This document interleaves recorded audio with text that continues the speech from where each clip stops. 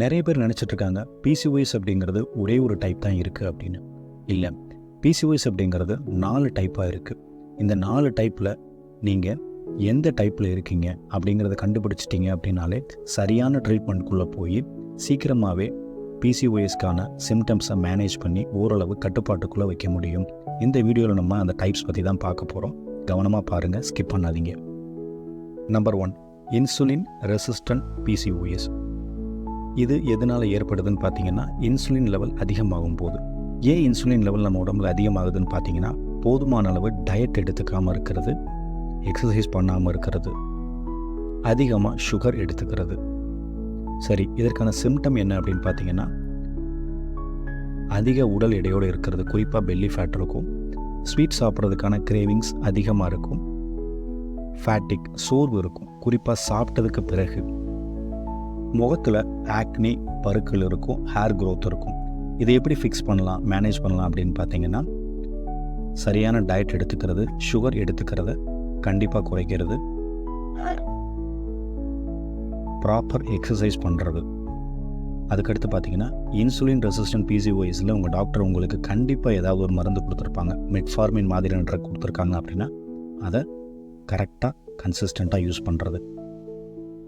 2வது, post bill PCOS. நீங்கள் ஏதாவது ஒரு காரணத்துக்காக கருத்தடை மாத்திரைகள் எடுத்துக்கிட்டு இருக்கீங்க அப்படின்னா, அதாவது ஓவுலேஷனை சப்ரஸ் பண்ணுறதுக்காக பெரும்பாலும் இந்த மாத்திரைகள் எடுப்பாங்க. சடனாக இதை ஸ்டாப் பண்ணுறீங்க அப்படின்னா உங்களுக்கு இந்த போஸ்ட் பில் பிசிஓஎஸ் ஏற்படுறதுக்கான வாய்ப்பு இருக்குது. இதோடைய சிம்டம்ஸ் எப்படி இருக்குன்னு பார்த்தீங்கன்னா, பீரியட்ஸ் சுத்தமாக வராமல் இருக்கும், இல்லை இர்ரெகுலர் பீரியட்ஸாக இருக்கும், முகத்தில் ஆக்னி பருக்கள் ஹேர் க்ரோத் இருக்கும். இதை எப்படி மேனேஜ் பண்ணலாம் அப்படின்னு பார்த்தீங்கன்னா, இது பெரும்பாலும் டெம்பரவரியான ஒரு விஷயமாக தான் இருக்கும். ஸோ இதுக்கு சரியான பேலன்ஸ்டு டயட் எடுத்துக்கிறது, தூக்கம், அதுக்கப்புறம் ஹார்மோனை பேலன்ஸ் பண்ணுறதுக்கான சின்ன சின்ன ட்ரீட்மெண்ட்ஸ் இருக்குது. பயப்படாமல் இதை எடுத்துக்கிட்டாலே இதை ஓரளவுக்கு கட்டுப்படுத்த முடியும். 3வது, இன்ஃப்ளமேட்டரி பிசிஓஎஸ். நம்ம உடம்புல ஏதாவது இன்ஃப்ளமேஷன் ஏற்படுது அப்படின்னா அதனால் ஏற்படக்கூடிய பிசிஓஎஸ் இது. ஏன் இன்ஃப்ளமேஷன் நம்ம உடம்புல ஏற்படுது அப்படின்னா, அதிகமான ஸ்ட்ரெஸ், டாக்ஸின்ஸ் ஏதாவது இருக்கிறது, இல்லை ஃபுட் சென்சிட்டிவிட்டி மாதிரி ஏதாவது ப்ராப்ளம் இருக்கிறது. இதனால் இந்த இன்ஃப்ளமேட்டரி பிசிஓஎஸ் ஏற்படுது.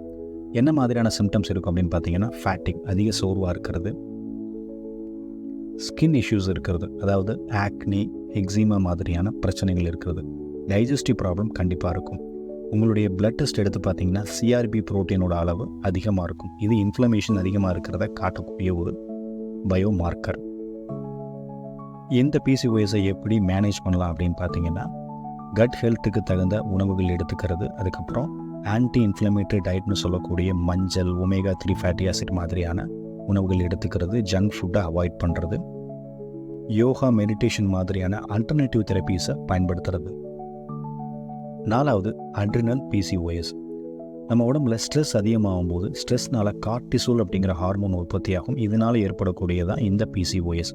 சிம்டம் எப்படி இருக்குன்னா, லீனாக இருப்பாங்க, ஆனால் அவங்களுக்கு மென்சுரல் இர்ரெகுலாரிட்டிஸ் இருக்கும், பேனிக் அட்டாக் ஆகுவாங்க, ஆங்ஸைட்டி அதிகமாக பாதிக்கப்படுவாங்க. ஸோ இவங்க எப்படி இதை மேனேஜ் பண்ணலாம் அப்படின்னு பார்த்தீங்கன்னா, மெடிடேஷன், ப்ரீத்திங் டெக்னிக்ஸை பயன்படுத்துறது, அதிகமான எக்ஸசைஸ் பண்ணுறதை இவங்க அவாய்ட் பண்ணணும். 4 விதமான பிசிஓஎஸ் பற்றி நம்ம டீப்பாக பார்த்தோம். உங்களுக்கு இந்த வீடியோ பிடிச்சிருந்தால் லைக் பண்ணுங்கள், ஷேர் பண்ணுங்கள், சப்ஸ்கிரைப் பண்ணுங்கள். இந்த மாதிரி ஒரு வீடியோ உங்களுக்கு வேணும் அப்படின்னா அதை நீங்கள் கமெண்ட் பாக்ஸில் டெக்ஸ்ட் பண்ணுங்கள். தேங்க்யூ.